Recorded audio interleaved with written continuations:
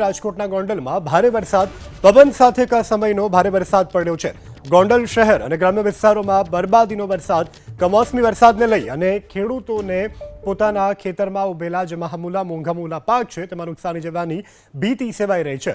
તો ગોંડલ શહેર અને જિલ્લામાં આજે સતત ત્રીજા દિવસે આ મેઘાવી માહોલ જામ્યો છે। એકાએક વાતાવરણમાં પલટો આવ્યો ને ત્યારબાદ વરસાદ શરૂ થયો છે। તો ગોંડલ શહેર અને ગ્રામ્ય વિસ્તારોમાં વરસાદ વધુ વિગત સાથે સંવાદદાતા પરાક્રમસિંહ જાડેજા ફોનલાઈનથી જોડાયા છે। જી પરાક્રમસિંહ, અત્યારે ગોંડલમાં વરસાદ ચાલુ છે કે કેમ અને નુકસાનીના કોઈ અહેવાલ, શું વધુ વિગત આપની પાસે?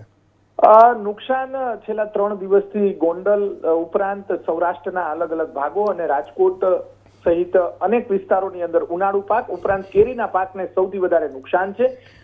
જે સતત ત્રીજા દિવસે ગોંડલ શહેર ઉપરાંત ગ્રામ્ય વિસ્તારની અંદર વરસાદ છે ને આમ પણ દર વર્ષે ગોંડલ તાલુકાની અંદર સૌથી વધારે વરસાદ ચોમાસામાં પણ પડતો હોય છે ને અત્યારે દર વર્ષે માવઠું પણ પડતું હોય છે। અત્યારે જે જોઈ શકાય છે કે રાજકોટમાં છૂટાછવાયા ઝાપટા છે, પરંતુ ગોંડલની અંદર ધોધમાર વરસાદ પડ્યો છે। આસપાસના જે ગામડાઓ છે તેની અંદર ઉનાળુ પાક તલ અને મગનું મોટા પ્રમાણમાં વાવેતર છે।